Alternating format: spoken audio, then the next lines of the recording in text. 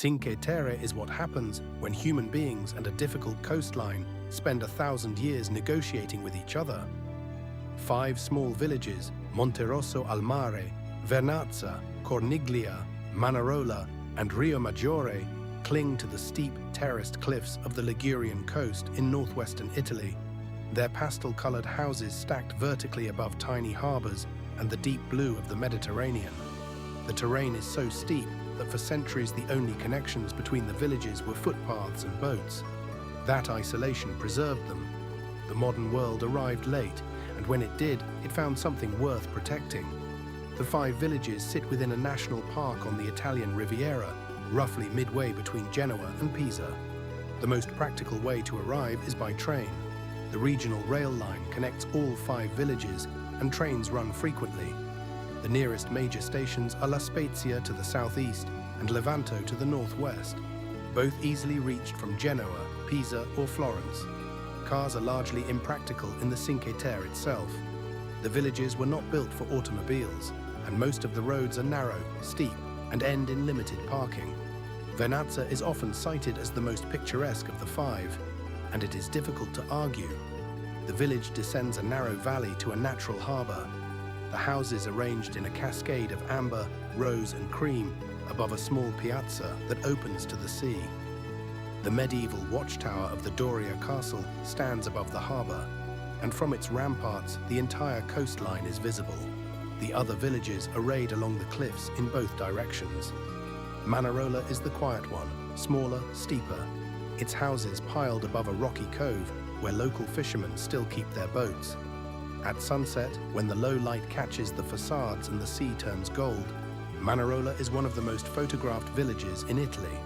Riomaggiore, the southernmost village, is the gateway. Its main street follows a steep ravine down to a harbor of colorful fishing boats pulled up on the rocks.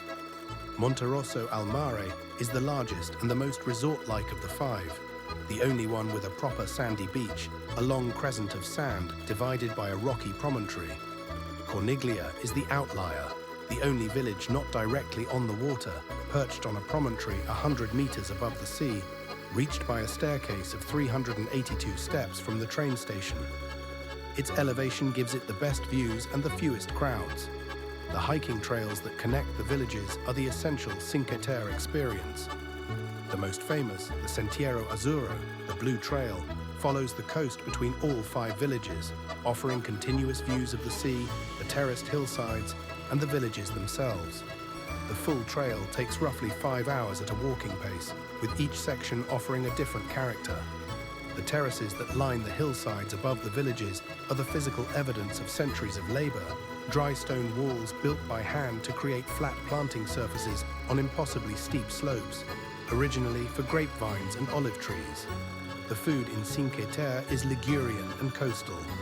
Pesto alla Genovese, basil, pine nuts, garlic, parmigiano, olive oil, originated in this region and tastes different here than anywhere else. The basil smaller leafed and more aromatic. Focaccia, the flat olive oil bread, is the region's daily staple. Anchovies, fresh and salt-cured, are the local fish. The local wine, Sciacchetrà, is a sweet passito made from grapes dried on the terraces, rare, expensive, and worth seeking out. Cinque Terre is fragile. The terraces are crumbling, the trails require constant maintenance, and the villages strain under the weight of visitors.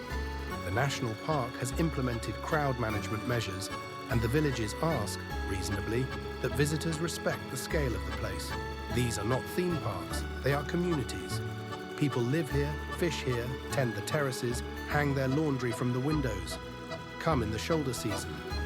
Walk between the villages rather than taking the train. Swim from the rocks, eat pesto, drink the local wine, stay until sunset, when the crowds thin and the light turns the facades to gold and the sea goes still. That is when Cinque Terre becomes itself.